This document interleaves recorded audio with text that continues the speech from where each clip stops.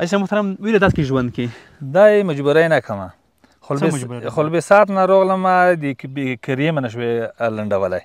کرې واس نه لره بس دا ته ولودم من ځکینه مو ووله نو هغه د اغفار والا پیسې والا کار نه خواستی چې مو ژوند یې ولید او چې هغه والا که پیسې نه خواستی وي تر څه چې خوښ دا حالت نو اوس دغه د کسه دا ژوره کوټه د مرګلې دا کې مې ژوند تېروو ای مجبورۍ نه دومره مجبوري ده چې صاحب والله دومره مجبوري وي چې وایي چې والا که لرو الله اکبر ها چې نه لرو پوه شوې نو په دا رژا کې تاسې چای مړۍ سول زلمه چاته کېږي نه چې زه سول سوځم په شرمېږم وایي چې وړه خلک په جنګلي دي دا به وخت راغلی دی چې مو پړشمي یا اوږې به زه ته وښیم خالي اوبو سې کله وچه مړۍ دا وخت مو تېر کړی دی پوه شوې نو دا رژا کې دا رژا کې زه ته وښیم نه په دوبیونو کې دلته زه ته وښیم نشته ولا کوي چې وي څه در وخت سره یو الله اکبر نو چې سټي در وخت سمانه چې زه ته یم چې دا شی زه لرم دا شی زه لرم دې کریو واس منه لره مرګلې دغه منځکې ته دغه کوټه ته جواره ته والودم او چې اوس دا کله چې بچیون وږي شي ناور شي څه نه وړي بچیون بس مرګلې جوړي بس یا چې پیسې روکا یا مړی غوړو یا دا شی غوړو تو سره چې نه وي چې پوه شوې چې والا کوي خلک دنده مهال کسې څه غوښتنه نه لري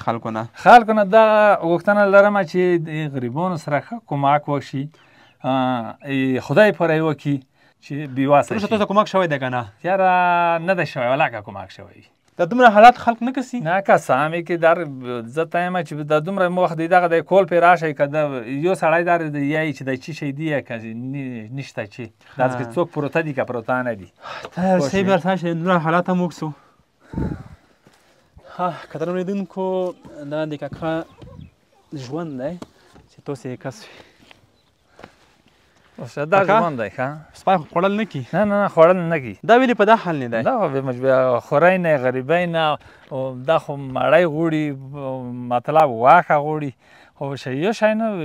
یوه شي ته سپین هم داسې حالات راغلی چې دې حالات رسېدلی دی یو شه د سپی مې دغه حالات ولا رسېدلی وي پوه شوې یعنې دومره غربت راغلی دی چې دغې سپي ته هم مړۍ نه پکې رسېږي یې ولې دغه ته نه رسي پوه شوې دغه ته او بیا هم د نه څي نه نه څي څومره وفادار دی دغه نه څي قدم نه وخولي دا مو وړوکی نولی وشي دغه نه دی لباس دغه دی اوس قدم نه وخولي لوږې نه څي دغه دی لوږې نه خراب شوی دی لیدونکو تاسې دغه حال وګورئ چې یو حیوان دی و انسان نه نه ځي لوږه پرې راغلي وږی شوی حتی نری شوی هم دی دغه خو بېوفایي نه ده کړې تلی نه ده